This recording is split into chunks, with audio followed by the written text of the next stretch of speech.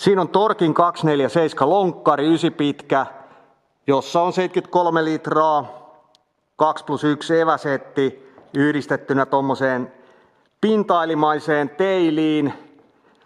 Ja nose on noseraidereista tuttu spooni, eli tällä pystyy vetämään noseridingia. Ja sitten toi teili mahdollistaa painoa siirtämällä aika mukavat käännökset lonkkarilla.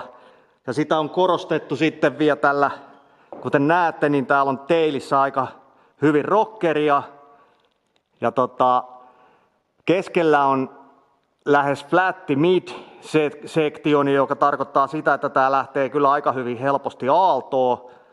Ja tosiaan tuolla on noserockeria sen verran, että nose ei sit tarraa kiinni siihen aallon faceen, joko ajattaa se ylös tai alaspäin.